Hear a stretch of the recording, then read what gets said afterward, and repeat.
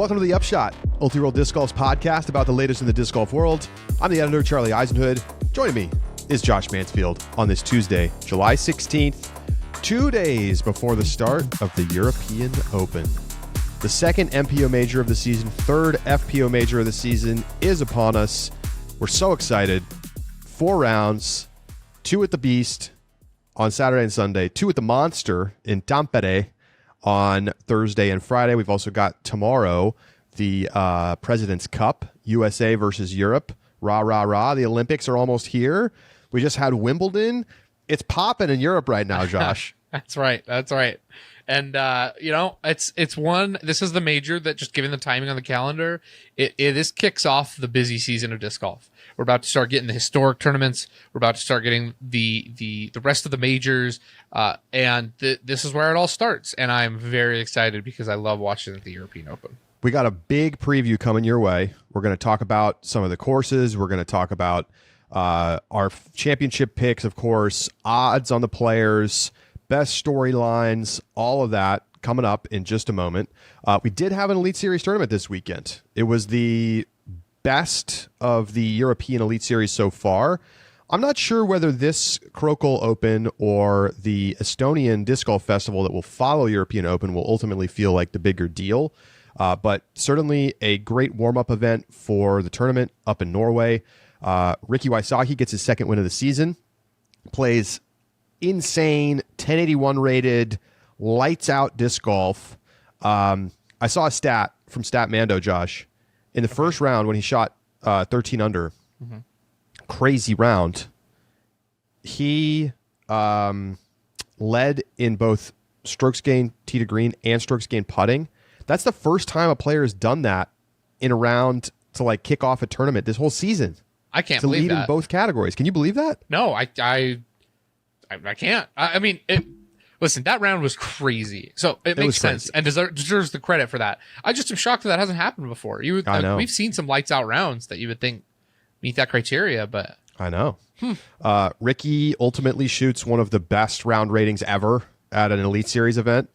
And no surprise. I mean, he put together 2 unbelievable rounds to kick things off. And then when the weather sucked more on the final day, he's still good and had plenty of strokes to play with. So a dominant performance. Rick. Yeah. And meanwhile, Kristen Tatar comes out of hibernation with the rib injury. She's back. And after like a slightly rusty looking round 1, looked amazing in rounds 2 and 3 and pulled away from Silva Saarinen by 6 shots in the final round and played great in the weather. Really just not a problem at all for Kristen. And she will be the heavy favorite going into the European Open after she destroyed everybody here last year by 16 strokes. You know, Charlie, you point out, and we're talking about whether or not Krokhol or the European Disc Golf Festival afterwards are going to feel like a bigger deal. It's hard not to evaluate Krokhol in the context of what that means for European Open. Sure. Right. Like that to me is any tournament that we play in Europe that is the week before European Open, PCS last year, and now this year you've got the Krokhol Open. That just feels to me like, what can we learn about next weekend and the players' form going into the next major? And what we learned is that Kristen is, and Krokhol is, I think, a little bit more open. The fairways are a little bit wider than they are at Tampere, but I think it's a good proxy in the sense that it has some shot shapes that feel a little bit similar to European Open, both at Nokia as well as a couple of the holes that we watched at Tampere. Tampere is obviously significantly more wooded. Nokia is much more open, but the hybrid Krokhol was a good proxy in a lot of ways for me in terms of a good course that has challenge, that requires you to scramble if you make a bad shot. And so I think it's going to set up as a nice preview and tell us that Kristen is in form and everyone else should be worried. She's going to be very difficult to beat. I think, we'll get into it in the preview. I think there's a couple players who have an outside shot if they really bring it. And we'll talk about who those players are in just a little bit. Krokhol, we saw first time Silva versus Kristen, in kind of like a meaningful spot after all the success that Silva's had in Europe. And Kristen very quickly made it clear who the top dog in Europe is. And like, there were people saying like, oh, Silva's about to, take over Kristen's spot. Come on, folks. Like, we got to recognize what the field strength is at these tournaments that Silva's been playing. Like, she's been easily the best player most of the time. So I think, she's had a really good run. She's going to be, I think, maybe a podium favorite at European Open, given the way she's been playing. But she is not Kristen. Yeah, I mean, Kristen outshoots Silva by 9 strokes over rounds 2 and 3. And you give Kristen a little bit of a pass on her first round back after 2 months off. I mean, that you take those two things into account, and it really doesn't even feel close. Over those 2 rounds, I mean, Kristen out. Silva was, let's see, was Silva the second best player? By rating?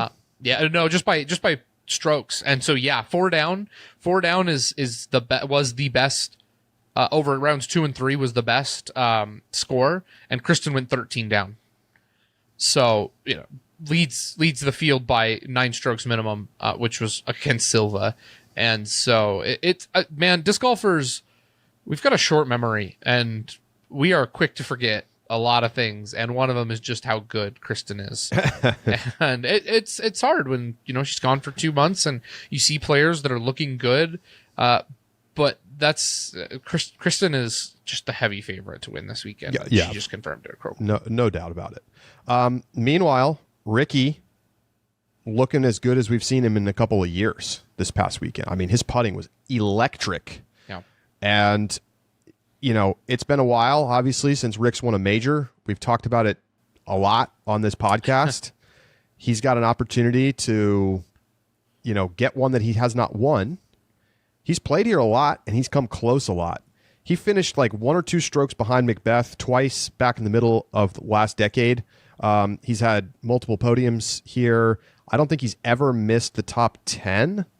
He was 6th here a year ago. No, he was 12th in 2022. So but one time outside the top 10. Otherwise, very good. It's been mostly top 5s.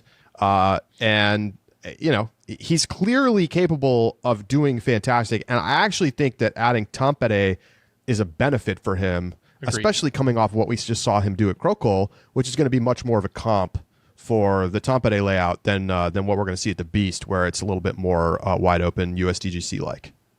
I also think that when you think about some players who are otherwise favorites, right? Anthony Barella has got to be one that is definitely in consideration. I think that Ricky gains some advantage there, and they're like I think like Heimberg, Burr, those are some of your other guys who are going to excel on both layouts.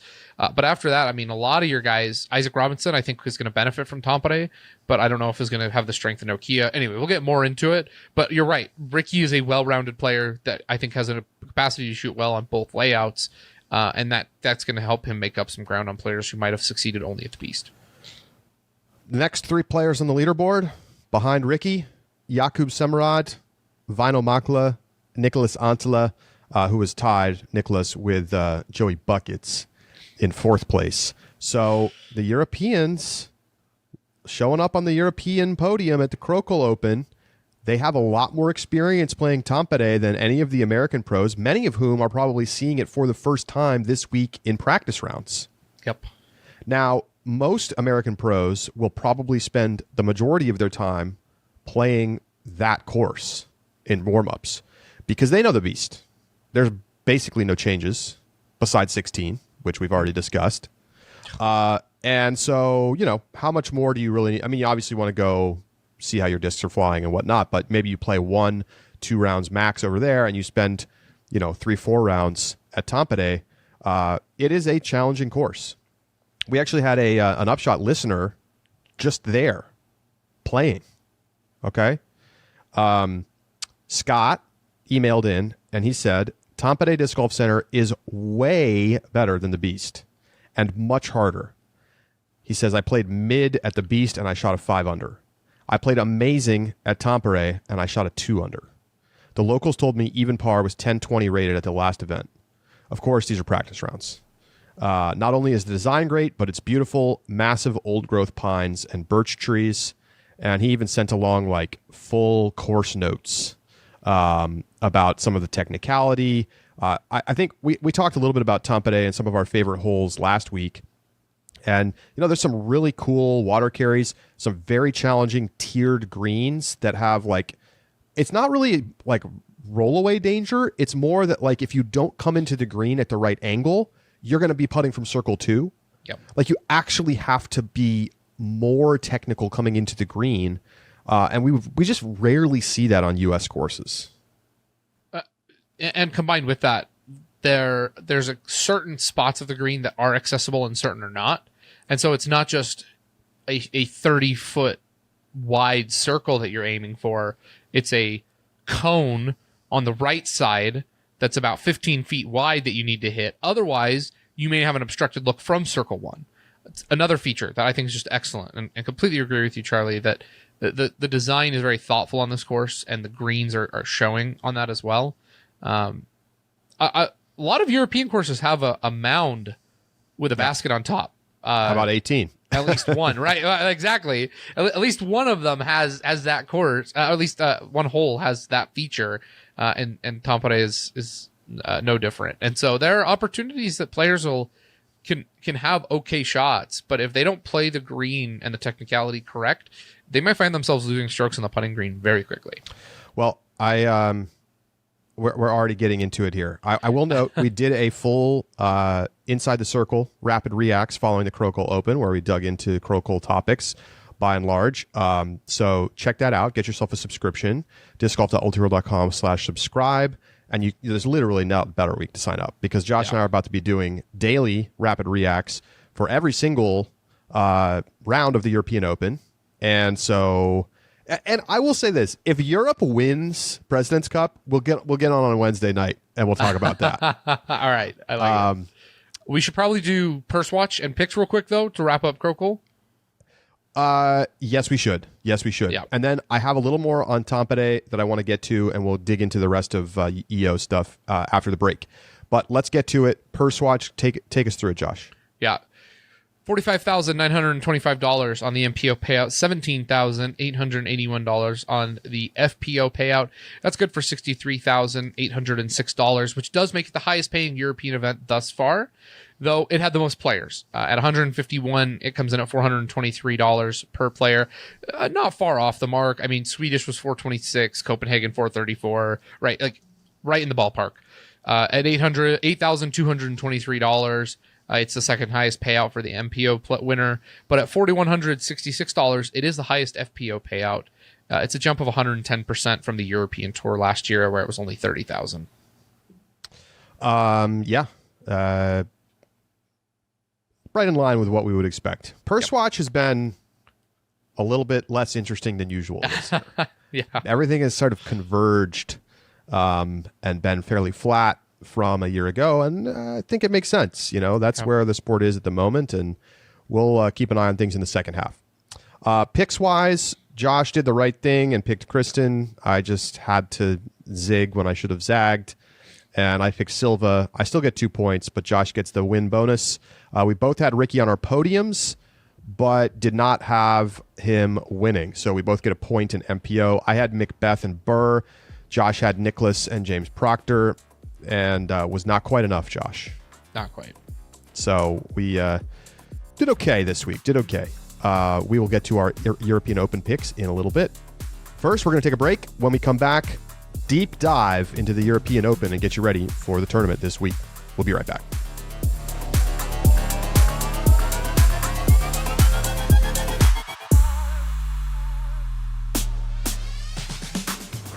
The Upshot is presented by Pound Disc Golf, makers of the best bags in the sport. I mentioned last week they got some sweet new colorways in the double convertible Rufus, Coyote and Brown Bear, Clay and Sage. They look fantastic. Great way to get the smaller footprint of the Rufus with a little bit of extra space using that double convertible ability to add some space on the sides. They've also got a unique patchwork octahole in red, white, and blue. Perfect for July. And it's made using leftover scrap fabric, which you just love to see that from Pound. Not wasting material. They also make some zippered pouches in black and turquoise and black and pink that you could throw in your bag to store whatever, snacks, pencils and scorecards, whatever you're feeling. That's also made using excess scrap fabric. Go to pounddiscgolf.com to check out all of the options.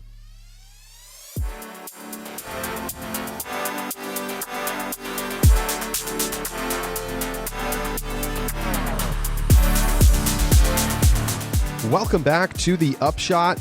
It's time to dig into the European Open.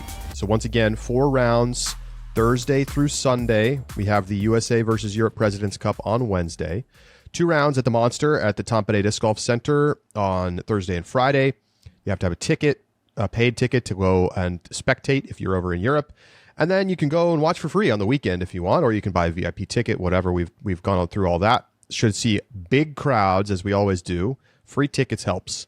The Beast for 2 rounds on Saturday and Sunday.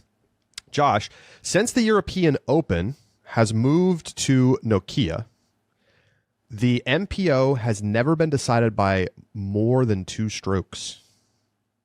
So expect a battle all the way through the end, even if hole 16 is not quite as vicious as it once was. Still disappointed about that. Somebody said all the players should just unite and agree that if they go OB, they have to go back to drop zone 1 every time. Good luck getting everyone to agree to that. Prisoner's dilemma. Prisoner's dilemma. Charlie, remind me, we've got too much to do today, but another time, remind me to tell you about a professor that I had that used the prisoner's dilemma on tests. Oh, wow. Okay. Yeah, it's a good time. Anyway. No, we can't. You got to just give it to us. You want me to just give it to you? All right. Yeah. So, hopefully it doesn't take too long. It won't be long, I promise. Had a professor, Old Man Pratt was his name, was what we called him. We were convinced he was in the CIA, and he had a deal on every test.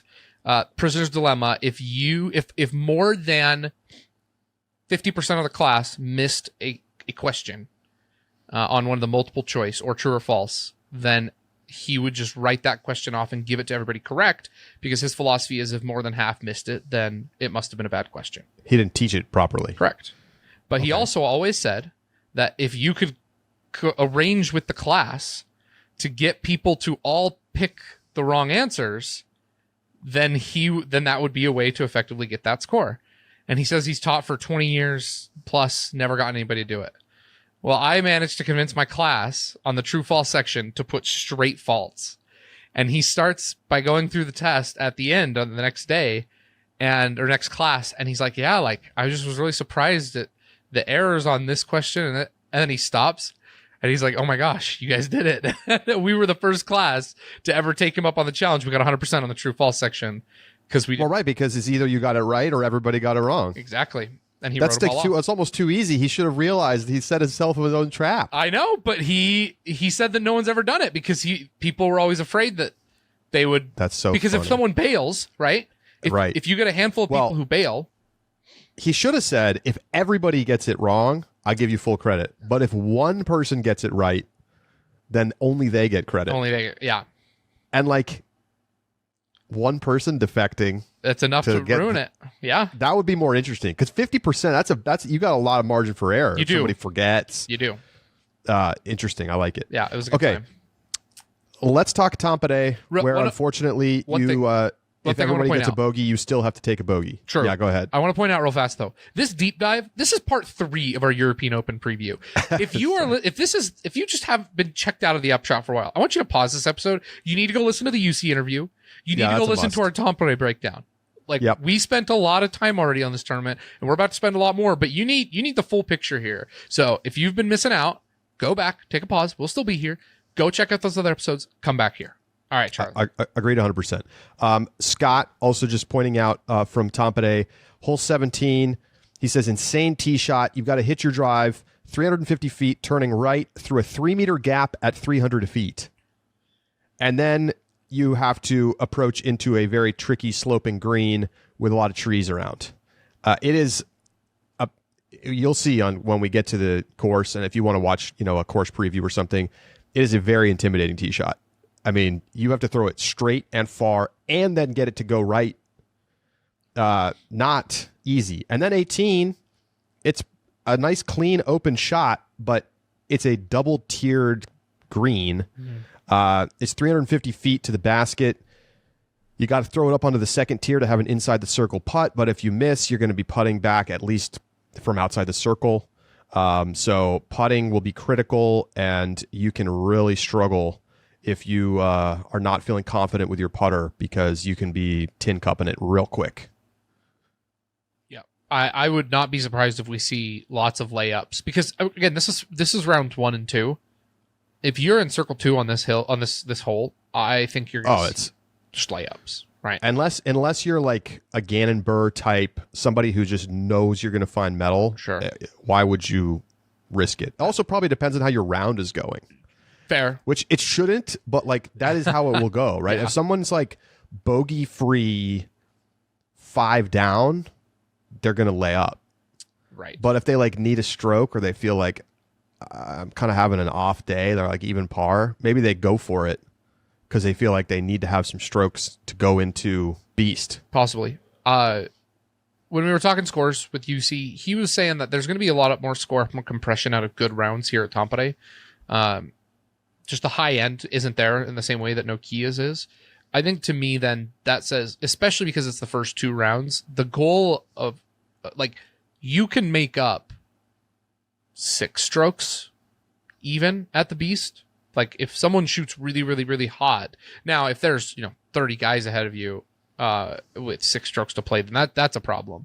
But if you have 1 or 2 guys who shoot really well and manage to pull ahead by 6 strokes or even more at Tampere, I don't think that means it's over at all, because that kind of swing is very available at Nokia. There's a top end of scores that we saw from like Macbeth and McMahon 2 years ago that is available. And so it really is, don't lose at Tampere, right? Don't throw away your round and keep it clean and then go to Nokia to win the tournament. That's how it feels to me. I agree. I mean, how close to the lead do you need to be going into the weekend? What's too much? If you're in second place, I think 6 or 7 is overcomable. But let's just say, it's a more typical spread. Sure. And let's say that if you're 6 shots back, you're probably in like 10th place. I think that's still possible. If you're in 25th place, 6 strokes back, then I think you're in trouble. Because that's a lot of players that have to not play as well as you, right? You have to go crazy to really get a chance there. But if you're top 10 and 6 back, 7 back, I think you still got a very realistic chance of winning. I mean, we certainly know no lead is safe. Yeah. I mean, Calvin Heimberg had a 2-shot lead going into the final round here last year. Played, frankly, dreadfully. Mm-hmm. Was even par through 12 holes. And we don't even talk about the fact, we like all of the conversation about that final round is about Corey and AB and maybe Kyle Klein.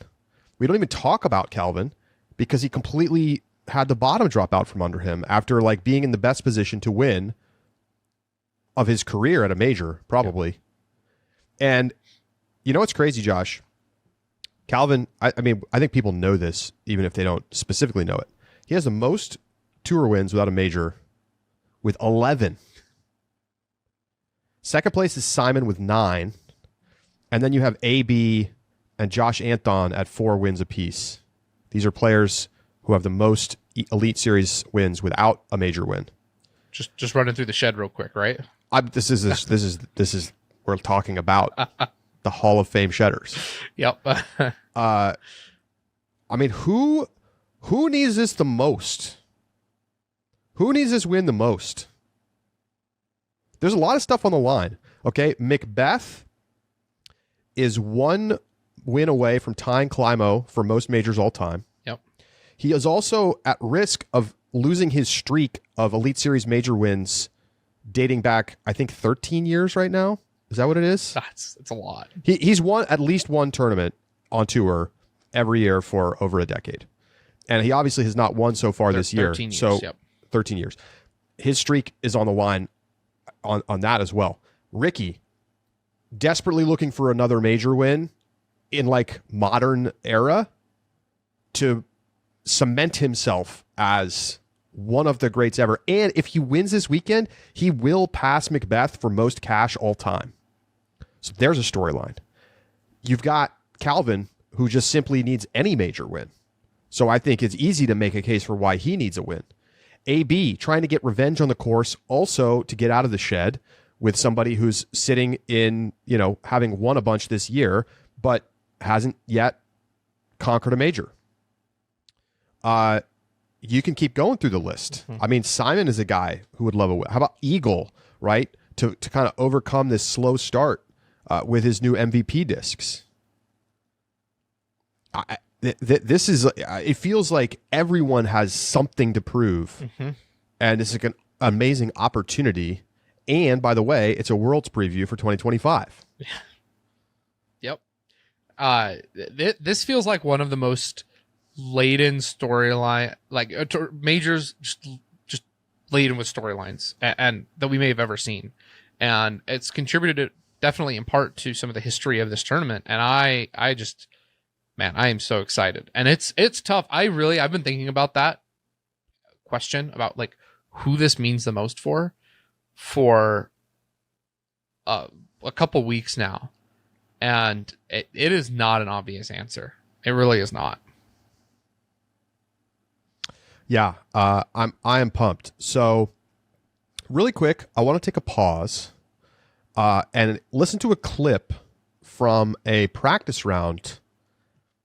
Kristen and Silver Lot did a practice round on the MDG Media YouTube channel, which if you're a post-pro fan, you should already know, but that's the basically the Joe Mez of Europe at the moment. And they did a practice round before Krokhol Open. And Kristen had some thoughts on Krokhol that I thought was sort of appropriate for this time. Here's what she had to say vis-a-vis Krokhol and the U.S. courses she played earlier this year. What do you think about the FPO layout here, Kristen? I think it's very fun. Like a lot of different shots are required here. So yeah, I think it's pretty like challenging and awesome. Like compared to the courses that I played in the spring. Okay. So there's Kristen talking about how it's fun and challenging, especially in comparison to the U.S. courses that she played to start the season. Josh, it really feels like we're getting such a better overall disc golf viewing and competition experience over in Europe. It's not just Krokhol. It's most of the courses that we've seen so far on the European side of the DGPT. And it's going to continue this weekend with Tampere and the Beast.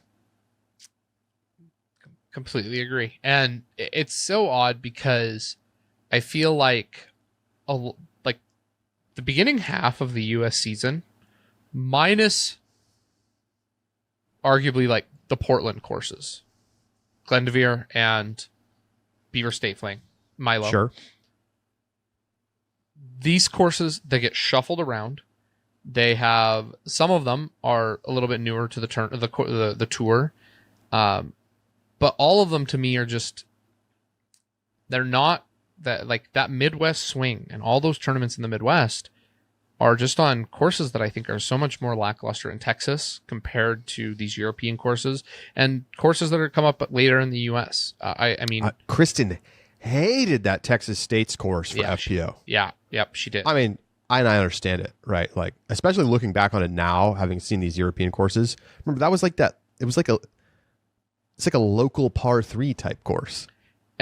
And agreed. And it almost makes me wonder then, like, why not? Why instead of doubling up on the Europe swing, right, where we do US Europe,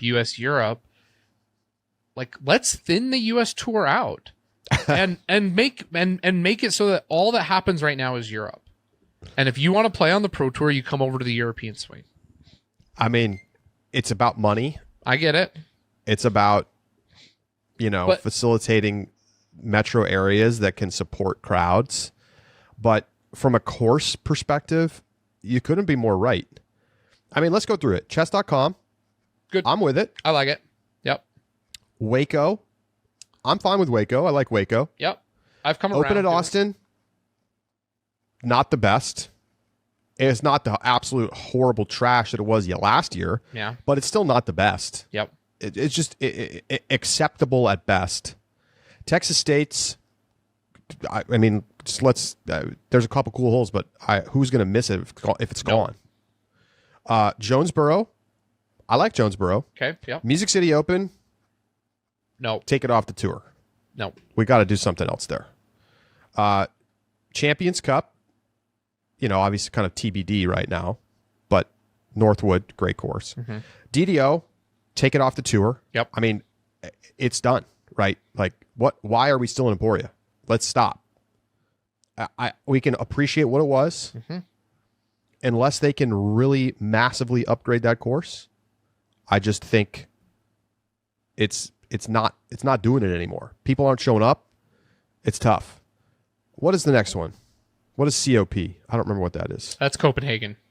Oh, right. Honestly, I was a little underwhelmed by Copenhagen. It was a good course. It's all right. But Yeah, but it's all right. it doesn't need to be on tour. OTB. They make the most of what is not tremendous. It's not the best terrain. course. It's a great event. It's a great event. Yeah. So I mean, I can understand that you want to have great events. Yep. And then you have Portland and Beaver State. Excellent Love it. courses. Preserve. I will say I liked I feel Preserve. like there's better options in Minnesota, maybe. I liked Preserve better this year than I have in years past. It still is not on my favorite, and I would not be disappointed. I'm if skipping it's the gone. European stuff. Yeah, fine. Des Moines. To me, Des Moines deserves a bigger billing. I think it's like good park golf. Yeah. But even these courses that I kind of like are not as good as these top European courses. They're just not. That's exactly right. I'm like Des Moines, okay, sure, but that's still not. I'm way more excited about Sweden, about Krokhol, about.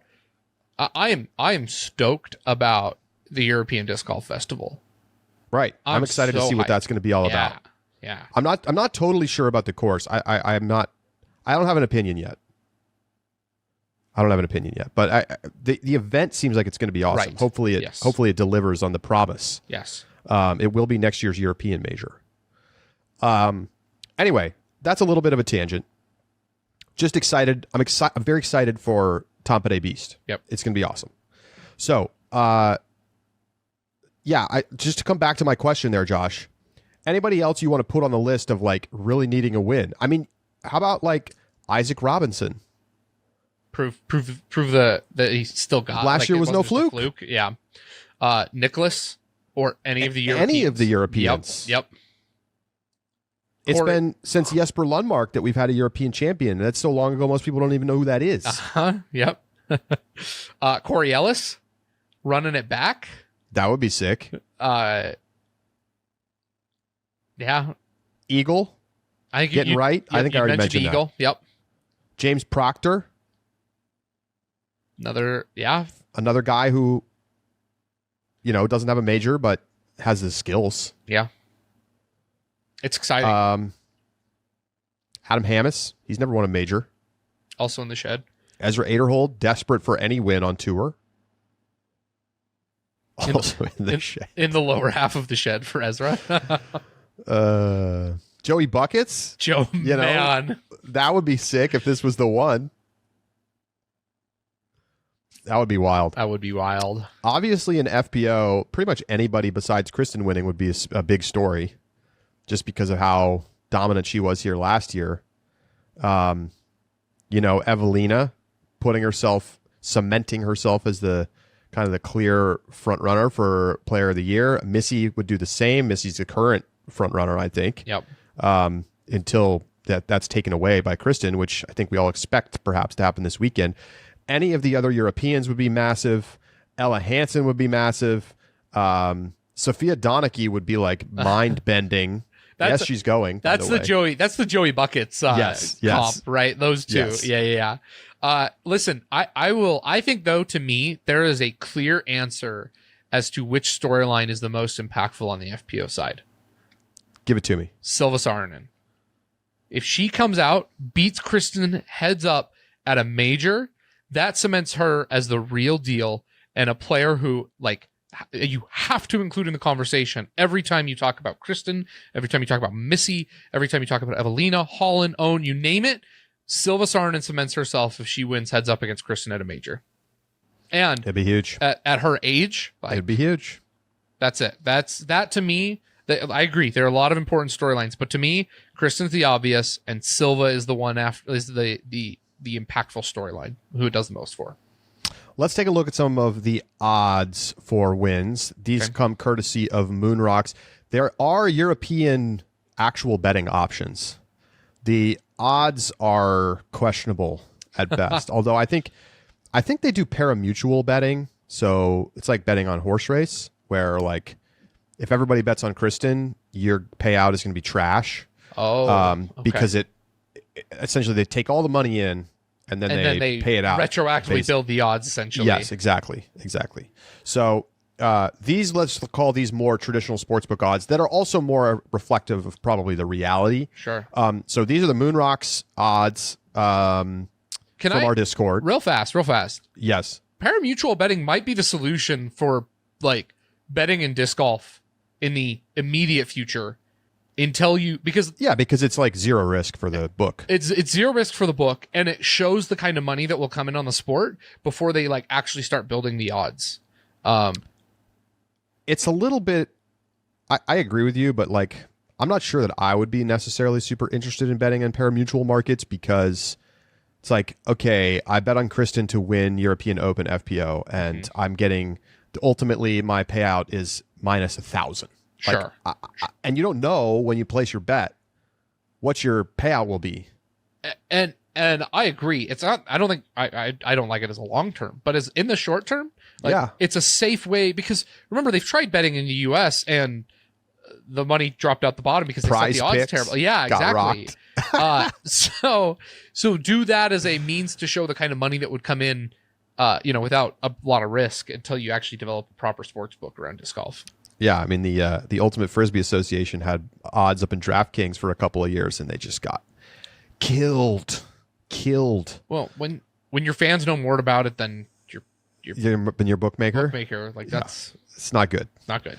All right, here's the odds. We'll put them up on the screen for our YouTube listeners. Your favorites in MPO: Calvin Heimberg, Ricky Wysocki, Gannon, all coming in at plus 500. To just remind you what that means, it means if you bet $100, you would win $500. Getting you put in 100, you get 600 back. So you get your bet back plus $500 in winnings. Anthony Burrell and Kyle Klein plus 700. Then you got a big jump up to plus 1,400 for Isaac Robinson, Nicholas Antela, and Paul Macbeth. 25-1 on Matteo and Chris Dickerson. 35-1 on Eagle and Simon and Corey Ellis. Then you go up to 70-1 for Ezra Robinson, James Proctor, and Vino Makala. Boy, a little 70-1 on Vino. Yeah, I might do that. 100-1, Maudie Villeman, Bradley Williams, Adam Hammis. I would definitely not blame you for betting on any of those guys at 100-1. And 150-1 on Lowry Lettinen, Jakub Semerad, Ezra Aderhold, and Joey Anderson. I mean, literally any of those guys at 100-1 or worse feels like a great value bet. Yep. I mean, if those were actual books, I would definitely put a little pocket change on all of those guys, because I think they're all capable. Like Jakub Semerad was just in second place at Krokhol. Yes. And like, do I think he's going to win European Open? No. But at 150-1, do I think he has a better than 1% chance to win? Yes, I do. Yep. I completely agree. I think, and I don't know if this properly takes into account, and maybe it does, but like Jakub Semerad, Lowry Lettinen, Vino, for example, all are going to have a bigger advantage than in typical years thanks to Tampere.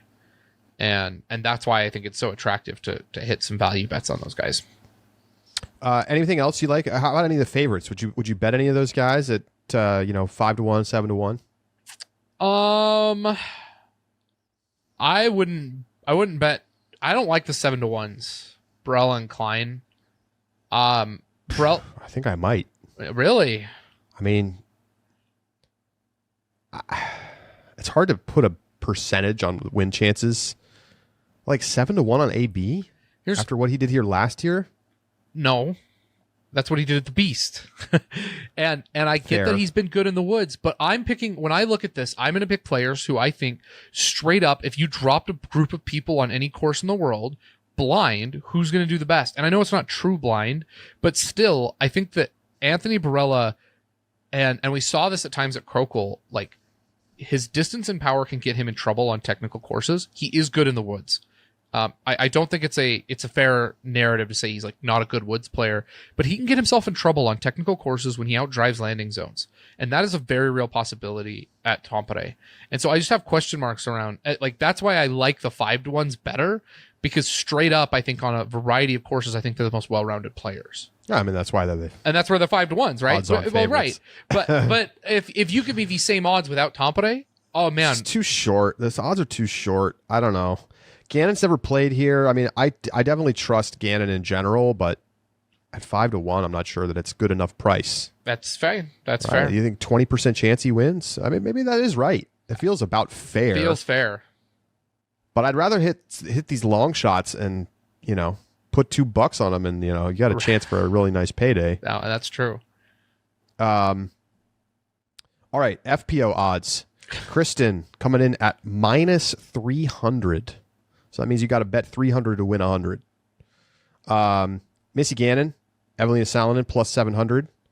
Paige Pierce +2,500. So that's that you have Kristen, Missy, and Evelina. Yep.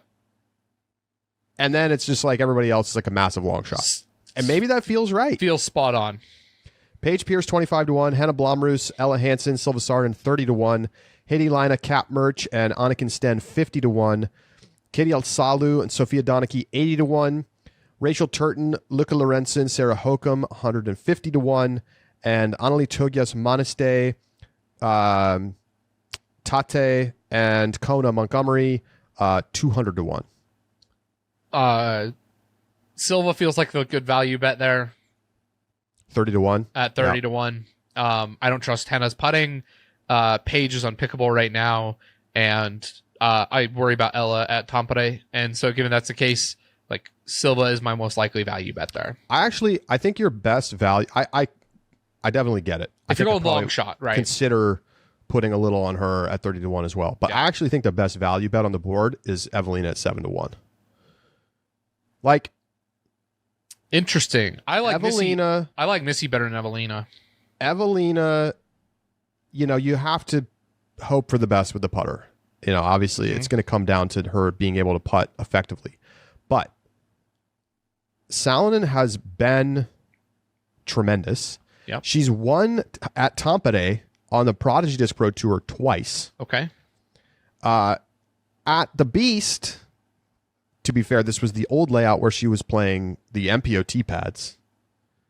But she shot a 1028 rated 59 on the MPO layout and beat out tons of top MPO names. Calvin, Simon, Ricky, Vino, Proctor, Hammis. Now, maybe you would argue, and I wouldn't necessarily disagree with you, that the change to the course to make it more FPO friendly is actually a negative for Evelina rather than a positive. I would argue that, Charlie. It would be fair. It would be fair. Obviously, Evelina, what did she do here last year? It wasn't great. Oh, no one did anything great last year. I'm going to pull up the stats because I want to see, was it a typical Evelina tournament where she was like killing it tee to green, but struggle mode on the putting green? I'm going to find out right now. Here we go. All rounds, tee to green. Evelina, actually not great.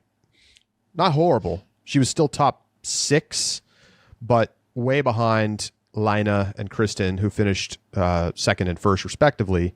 Evelina finished 12th. She was dreadful on the putting green. She was -4.25 strokes. She went 61-11 on the weekend.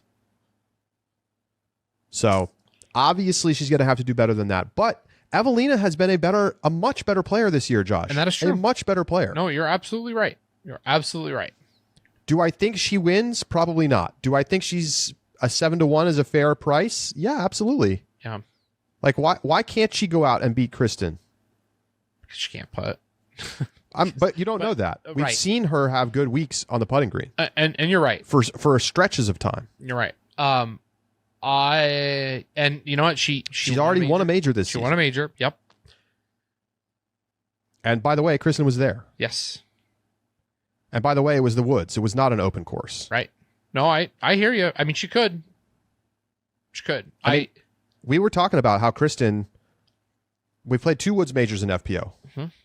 Austin for U.S. Women's, and then Northwood for Champions Cup. Kristen didn't look that good. Yep. Is Tampere a negative for her? I think it probably is. I'm sure she would prefer to have 4 at the Beast. Look what she did last year. Can you imagine a world in which Evelina has a 3 or 4 shot lead on Kristen going into the Beast? I can. Yep, I can imagine that. I would not bet Kristen at -300. I wouldn't either. It's maybe fair, but It's not worth. I'm just not putting that much up for that kind of risk. Yep. Okay, we got some great Q&A in the Discord that we're going to get to right now. Josh, I'll let you grab the first mailbag question, and we're going to hit some European Open mail. Let's go. Z Adams hits us with some great over-under lines here that I wanna give to you. Okay. First one, over-under 4.5 in terms of best finish for a European and MPO. Gosh, it's a perfect line. It's a perfect line. I'm going to take the under, as in 4th or better. 4th or better. Okay. I think we'll see one European get up there. Okay. FPO, over under 2.5 place of the best American player to finish in FPO. Again, perfect line. Over 3rd or worse. You think it's European one too? Yes, but that reflects what my picks are. Okay. Okay. Good lines.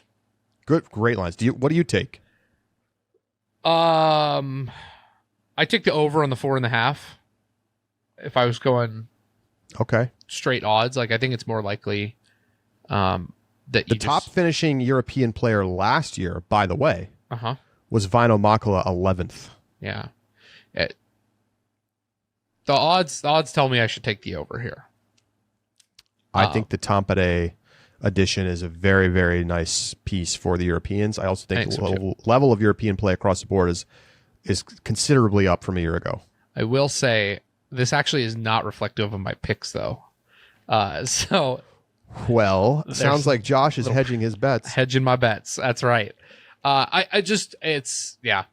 In picks, when you're picking players straight up, it feels more like it's just harder to do, right? And it's much more difficult to nail that. And but if I'm looking at like odds here, just what's more likely, I think if I gave you straight up odds on a European finishing under 4, like 4 or better, like I would take the bet that it doesn't. Fair enough. Right. That's what it's all about. And that's how it's what it's about. let's stay on this concept here for a second. Okay. And let me ask you this. This one comes from Josiah. Okay. What do you think is the most likely? There's 3 choices. Number 1, a European FPO sweep on the podium. Okay. Number 2, an American FPO champion. Or number 3, a European MPO champion. Most likely. European FPO sweep. I agree. All it takes... I think it's not even that close. No, I don't think so either. Because all it's going to take is for Missy to have a bad tournament. And... There's not even that many Americans there. That's my point. Like, no Missy. Missy doesn't show up. And I think it's very likely that you have another European who just does okay and might be 20 strokes off the lead, but still are on the podium. Is Kristen Silva Haiti the most likely podium? Or Kristen Evelina Silva. Sure. Yeah, there's plenty. I mean, you only have 7 Alsalu. FPO players, which we're going to come to that topic in 1 second. Yeah. Let's actually ask them, I think, what's the more interesting question, which is what's more likely, American FPO or European MPO champ? Again, I think I don't Oh, this one's closer. I almost said it wasn't, but it is definitely closer. I think the answer is still clear. I think Missy winning FPO. I disagree. Really? I think a European MPO champ is more likely. Interesting. You know what's really interesting about that? Nicholas Antila, according to Moonrock's odds, are like his odds of winning are double that of Missy's. As in, like, worse. No, right. Right. No, Missy's twice as likely to win correct. in FPO as Nicholas is in MPO. Yes. That is fair because of the depth of the quality of play in MPO. Exactly. All you need. But if you add up all of the odds of all of the MPO European players, when you think about Vino and Vilman and Nicholas and even some of the guys, you know, the Anis. The Anis. We haven't talked about the Anis. Yeah. Armin and Rusin. I feel like one of those guys being hot for a weekend is like totally within the realm of possibility. And somebody, an American beating Kristen, it's going to take an immense effort. It is. But it's happened. But like Missy did it at a major. Evelina's done it at a major. All it takes when you have to bet on Kristen having a bad weekend for this to become a very real possibility and Missy to become tied with the favorites versus Calvin, Ricky, Gannon, Anthony, all of them, Isaac, not Kyle. rising. Yeah, like you need all of these guys to have off weekends because straight up, all those guys are better than all we just straight up disagree on this, which is interesting. That is interesting. Good, great question there, Josiah. That was good. Okay. That was good. I have another one for you. Okay. This one comes from Jogan. Okay. Pretty tough pill to swallow that there are only 7 American FPO players making the trek to European Open when there are 46 or 47 MPO, if depending on if you count Simon. Well, we're going to call him European, which he is, so we'll say 46. What can fans, the PDGA manufacturers, and the event organizers each do to help level this out to the 3-to-1 ratio we typically see between MPO and FPO event participation? Players like Jake Wolf, Randon Latta, and Connor O'Reilly are most certainly losing money on the trip, and yet we won't get to see top 5 FPO talent like Hall on our own, presumably because of the expenses of traveling to Europe. So what do you think about that, Josh? Yeah, that's a great comment here, Jogan. We know Holland's not coming over for personal reasons, and she told us in the interview. I might have done that show alone. You did. She told us in the interview that she wasn't coming over for personal reasons. Possibly money was involved, but she didn't indicate as such. Listen, I think the biggest thing to me is the question of guaranteed money and how much FPO players make relative to their MPO counterparts. If you want to see improvement on making the trek to European Open, then I think that you need to sit down as a manufacturer, calculate what the costs are going to be for an FPO player to do so, and how much they could have won or feel like they could have won if they stayed and played regional A tiers over in the United States. You need to calculate that package, and you need to say, in addition to your salary, we are going to give you this chunk of money if you go to, but on the condition that you go to European Open so that we have a bigger FPO presence there. That's the solution. I mean, just to put this into context, right? If you finished inside the top 22 last year in MPO, you won $1,000 at least. Okay. In order to make $1,000 in MPO or in FPO, well, we'll round down $950. You had to finish inside the top 8. Now, obviously, those are comparable in terms of sort of skill required to do that.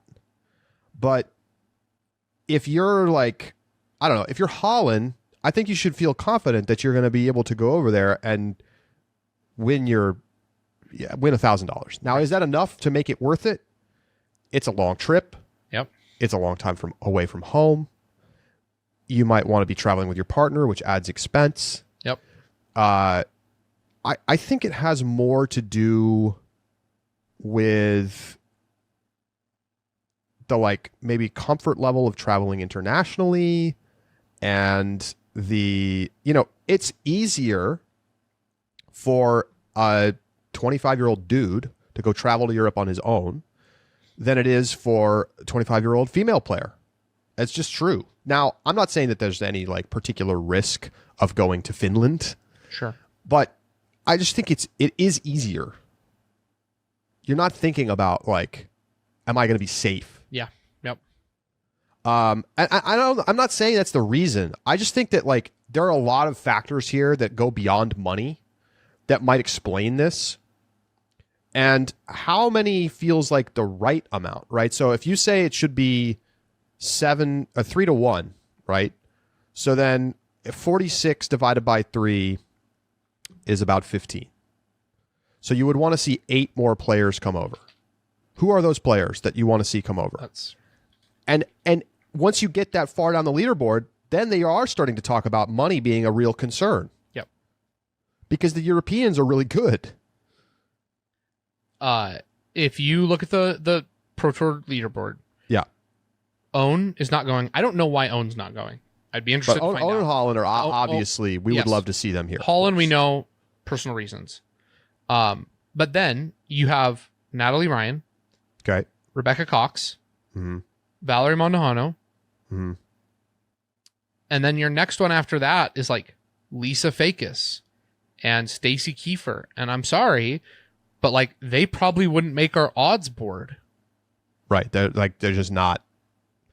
They're making a very rational decision not to play. Right. Right. So if you want to juice the pot, that maybe does a little bit to help. But to be honest, the way that you should do this, and if these manufacturers were smart, they would do this. They would say, "We'll pay for your plane ticket. Yep. But when you go over there, we want you to do this clinic. We're going to have you do disc signing. Yep. We're going to set you up with our retail partner over there to do a big thing, Q&A session, whatever."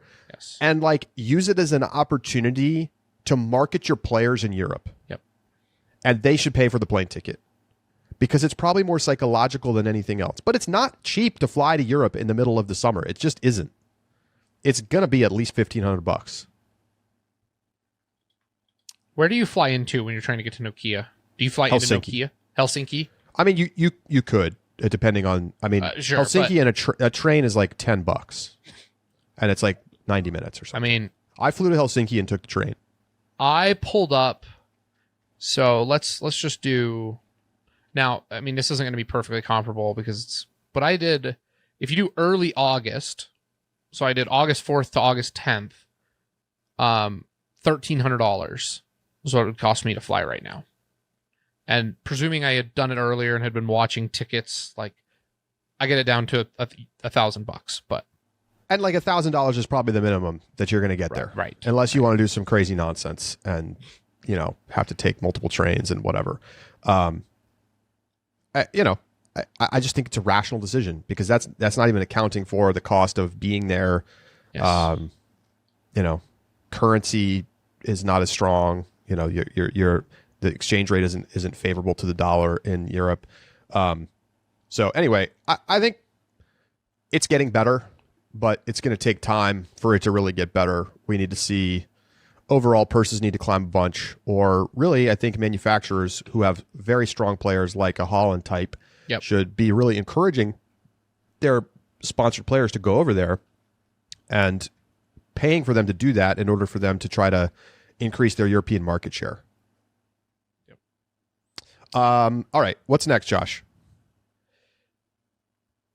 Pick a side for an MPO winner. We do this every year. We do this with every major, and we're going to do it again. Former MPO major champion winner gets another win. That includes Gannon Bird, Ricky Wysocki, Kyle Klein, Isaac Robinson, Eagle McMahon, Paul Macbeth, and Chris Dickerson. Or first-time MPO major champion notes Calvin Heimberg, Anthony Barella, Nicholas Antula, Simon Lizotte, Matty O, Cole. No, Cole is not here. James Proctor. Ezra Robinson. I think it's a coin flip. I think it's a great, thing to have to choose. I'm taking first-time winner. Oh, I take repeat. That probably reflects our picks. That one does reflect our picks. But I think it's a great, like, if you actually put odds on it, I guess I would say that former champion would probably be minus 150 and first time champion would be like plus 140. I think that sounds better. Like close to a coin flip, but edge towards former major champion. And that's just because there maybe is something to the fact that players that have done it before know how to win at a major. Yeah.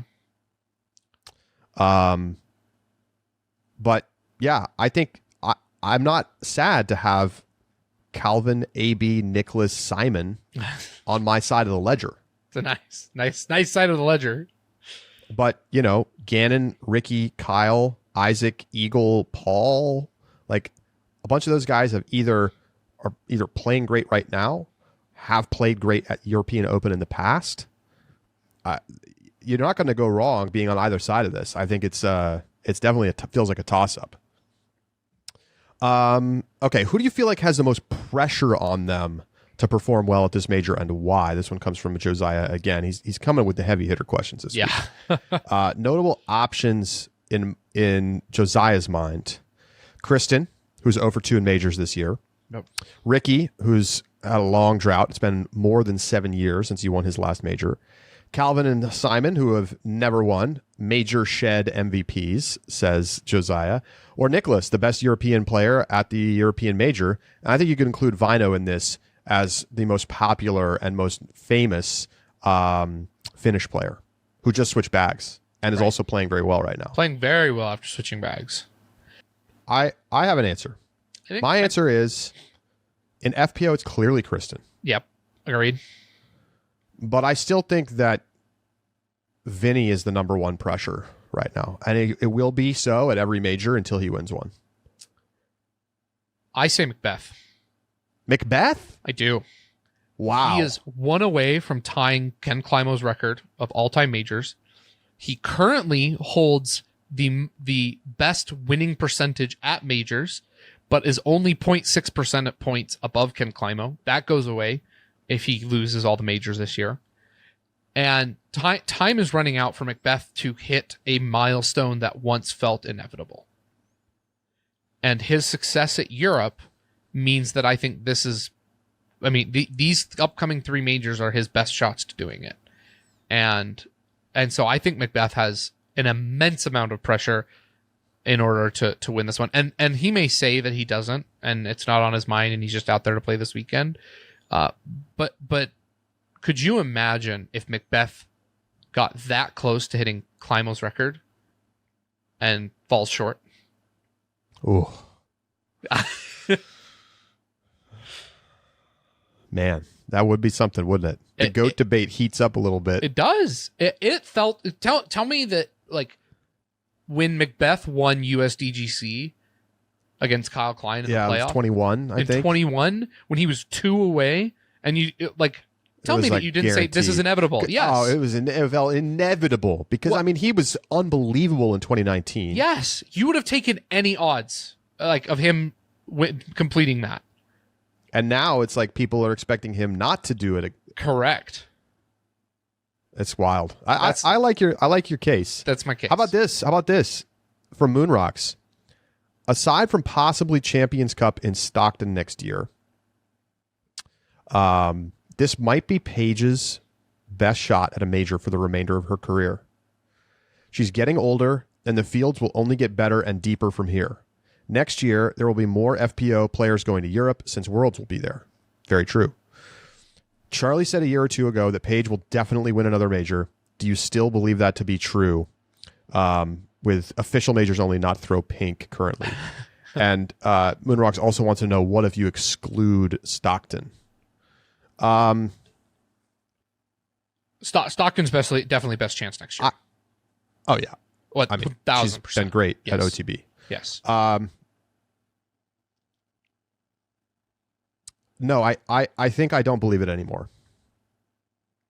I think I don't believe that Paige is certain to win a major again in her career. She hasn't been close at a major in a while. Mm-hmm. Let's take a look at the let's take a look at the stats. I also, while you're doing that and pulling that up, Charlie, I think the modifications to the European Open are going to hurt her more than they're going to help her, significantly so. And so I think it's more likely that, even Worlds in Virginia, that's a pretty long wooded course, but not nearly as technical as Tampere, in my best recollection. And with a golf course, I think Worlds this year is probably a better shot for her than this tournament is. FPO majors, obviously Paige has just been tremendous for over a decade. Yep. She didn't miss the top 10 at a major from her first FPO major appearance in the 2010 Worlds when she finished 5th until 2022. In 2022, she finished 21st at the U.S. Women's Championship. Then she came over to Europe and she won the European Open in July 2022. Now, I'm just looking at that. That was the last iteration of it in the same layout as MPO. And Kristen was not playing. Correct. By the she way. had COVID. That's right. And so Paige beat Evelina by 3 strokes in the MPO course. Yep. Since then, her major finishes are as follows. 5th at 2022 Worlds, 29th at 2023 Champions Cup, 28th at U.S. Women's this year, and 30th at Champions Cup this year. Now, obviously, I expect to see her much, much, much higher up the leaderboard. I mean, there's not even 30 players. So, like, she's naturally going to do better than that. I would probably say she'll finish top 10. But I feel like she is so far away from looking competitive to win. Mm-hmm. And I'm like, when will it be back? Yep. I haven't seen, like, we saw that OTB, obviously an amazing story this year, but it has not proven to be durable. Yep. So when does she win? I think I do like. And if she, I don't see the focus. I agree. On competition anymore. Yep. Which is fine. But it means that I don't see a realistic opportunity for her to get back to being the top of the division again. What's next? A lot of these we've touched tangentially. Sure, I got one though. Okay, go ahead. This one from Tyler from this morning. AB may be out for revenge, but with the addition of Tampere, this totally changes the event. Tampere has been on the European Tour for a few years, giving some of the European players a lot more experience. Looking at the previous finishes at the Tampere course on tour, it looks like there is more variance. In 2023, the winner was 10-10 rated in a field that included Lauri Lehtinen, who finished 12th, Jesse Nieminen, who finished 11th, and 15 total players rated higher than 10-10. A 997 rated player finished 6th, which was also his best finish of the year. We don't have previous statistics on Tampere for the majority of the field playing at European Open, and this is making it really hard to predict. Will players focus too much on the beast and forget about Tampere and lose it there? I think UC in his interview said you could lose the tournament at Tampere but not win it. How much does the introduction of Tampere shake up the field in terms of picks and who could win? Significantly so. It changes drastically because I think it gives some players who are great in the woods and not bad on park-style courses a clear progression in terms of their chances. It also gives the players who play Tampere significantly more often and know the course another advantage. Tampere is not, unlike the Beast, just a temporary course that can only be played for this event. It's a course that these guys are playing all season long if they live close to it. And given that that's the case, I think it greatly improves the Europeans' chances. However, I don't know that I necessarily think that the randomness that has been previous in other years is going to manifest itself. I still think you're going to have the best players in the world who are going to rise at Tampere. It just means that I think Anthony Burrell's a great point, but there are others who may otherwise have really benefited from just playing at Nokia may not enjoy Tampere as much. And then the guys like Isaac Robinson, I think there's another email about email in question, I guess, about him gets a bump thanks to Tampere. And so, yes, big shakeup, maybe not quite as much as we've seen in future years. All right. Here's some thoughts on players that I think could prefer the event with Tampere involved. Okay. Literally all Europeans. Yes. Yeah. Okay. Right doubly so if you're Finnish. Chris Dickerson. Yeah. Great point. You know, any player who's a woods specialist is obviously going to like it. Yep. Isaac Robinson is an interesting one. He finished 12th last year at the Beast. He shot 255s in his final 2 rounds, which would have made him competitive if he'd shot the other 2 rounds. It would have made him 8 strokes better, which would have had him at 32 under, 1 shot off the win. So he's clearly capable of shooting good enough at the Beast. He is. But I think the addition of Tampere is probably to his benefit as a world-class putter thrower. Yep. And gap hitter, right? Remember Champions Cup. What did he do? He laced gaps the whole time. This is what you're going to need to be able to do. I think Calvin Heimberg is another one who probably is going to be happy to play Tampere twice and not just Beast, because it is a course that will favor really strong, flat, hard shots through gaps. And if Calvin's putter is on, I think he's got a tremendous chance to win this weekend. Players that you maybe, especially in years past, you might say is anti-favorable for them, is disfavorable for them, would be an AB. But I actually think Barella's ability to throw his Luna has put him into a category where, like, I'm not worried about him anymore on almost any course. Right.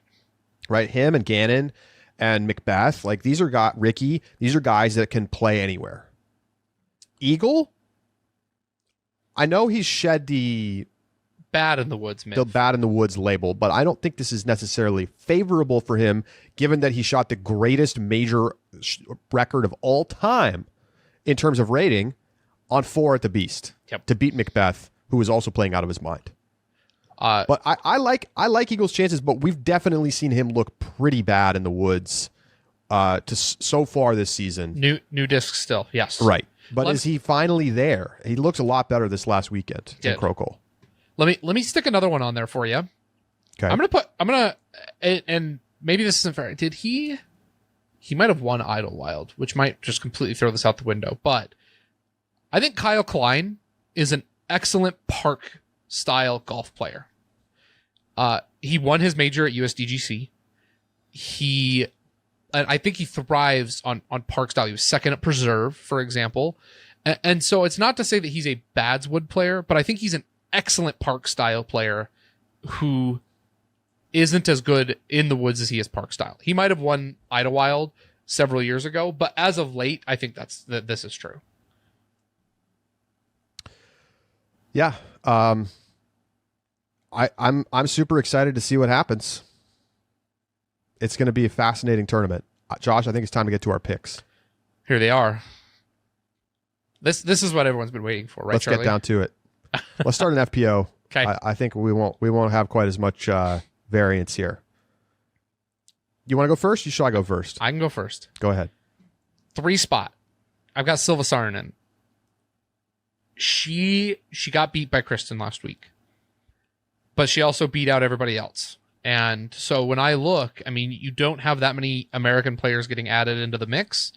And so to me, I look at Silva, I look at her performance, and I see a player who really does have a high ceiling, and I'm excited to see what she can do for us at the major. And the addition of, I mean, we didn't talk about the FPO side, but the addition of Tampere is going to greatly benefit Silva. And someone who, can putt and can hit lines, and I'm very excited to see what she's going to be able to do here. In the 2 spot, I'm giving it to Missy Gannon. Missy is going to stay much. I think it's going to be a lot like Worlds, where you have Missy hanging around and is going to shoot a tournament that would win in all circumstances except one. And that is that Kristen Tatar is in the field. Now, Charlie, unfortunately, there's a development of a new rule beginning with this tournament. We can't pick the same winner. So Kristen's not available to you anymore. But this is Kristen's tournament to lose. Nobody else has pressure on this event because Kristen bears the weight of the world. She's lost 2 majors. She comes back, resets expectations with Krokhol, and I think is just a clear favorite after winning by 16 strokes last season.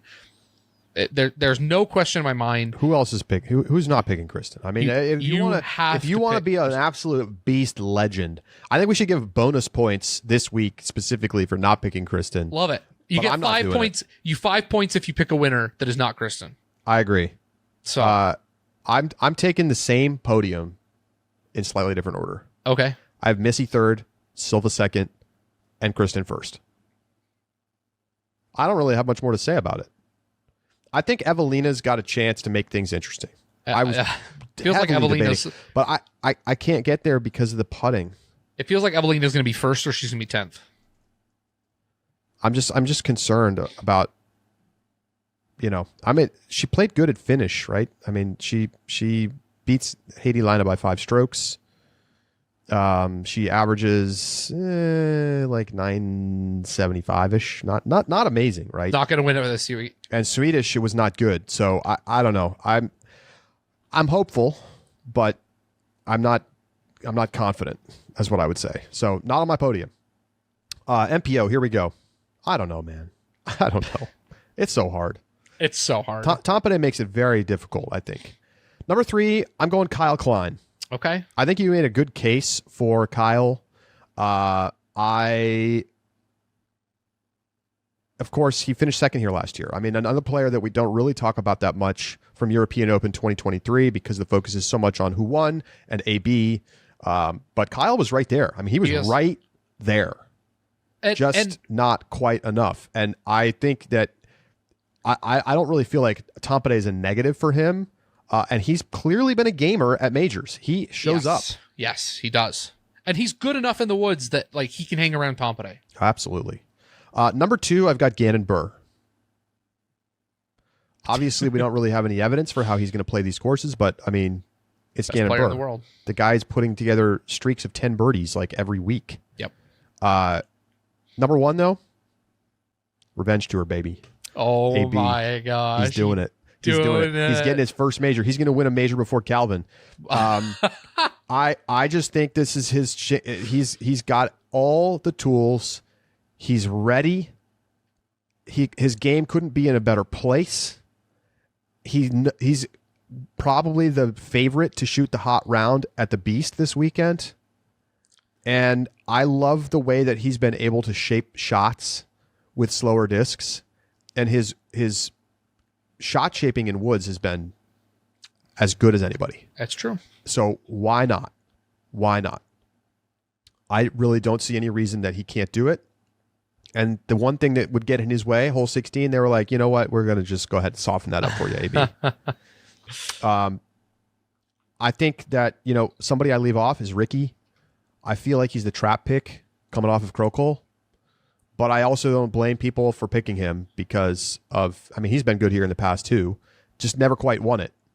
But yeah, I'm leaving the legends off my podium. I'm going with the young kids. I think that I love it. We're seeing a new era, and I'm ready for Gannon Burr versus AB for a major. And wouldn't that be something? That'd be a great showdown. In my 3 spot, I got Vaino Makala. This is where I shake it up over my over-under pick. Listen, Nicklaus is the pick that I think everyone would go for, right? If you buy the hype that the Europeans are going to be better thanks to Tampere, Nicklaus is the pick that I think a lot of people go for. Vaino has outperformed every tournament at European Open. This is Beast only. That Vaino and Nicklaus have both been in the field. Vaino has outperformed Nicklaus. And prior to the bag switch, I would have absolutely picked Nicklaus as my European pick. But Vaino is playing with a fresh, like he's just got a breath of fresh air ever since he has changed bags. And given his history here over Nicklaus, it just to me feels like he is the one. Now, Nicklaus is better at majors typically, and that's the thing that he's got going for him, right? But even just this past weekend, Vaino finished ahead of Nicklaus. And so to me, I think that it is not obvious which European it's going to be. If Jakub gets hot, there's a chance he's the podium pick. But for this week, I'm taking Vaino. My 2 spot, I do have Ricky Wysocki. One thing that we haven't talked about, the weather for Nokia, it is there's a chance for rain, and it's specifically in late afternoons on Thursday and Friday. So you're in the woods. I think Ricky is one player who I think benefits from the addition of Tampere because of his backhand-forehand combo is going to give him an opportunity to attack lines a little bit differently than other players are going to be. He is one of the most well-rounded in terms of that backhand-forehand, both, as well as the ability to hit circle 2 putts, which, given the difficulty on the greens, I think is going to be a big boost for him. But I still have concerns about Ricky's ability to finish majors, and it's why I'm not putting him in the win. To me, though, on a combo Woods Open course, you got to just take the best of the best. And the best player in the world right now is Gannonburg. Give me Gannon, gets his second major, first time playing away from U.S. soil. He's going to take down the beast, and we are going to start wondering at what point does this become Gannon's era? I mean, listen, I have no issues with the Gannon pick, but you leaving AB off your podium is just shamefully disrespectful. It feels like we need to start doing top 5 picks for the major. I mean, it's the field is so deep. I could pick the 3 odds-on favorites according to our Moonrocks odds, and AB would not be on the podium. Like that is true. So that's 100% true. So you would definitely put a little money on Makla at 70-1, right? I would. I absolutely would. 70-1. I would put money on Makla, Vilman, and Yes. Semerad all at their odds in the stretches. 70, 100, and 150-1. Oh yeah. throw $50 on each of those guys. Yeah, that'd be a nice payday. I mean, it's got to be at least 10-1 on a European Open MPO champion, which I think I would put a little money on that. I would put money on that. All right, there it is. European Open starts on Thursday. Remember, it's over in Finland, which is 9 hours ahead of Eastern time, I think.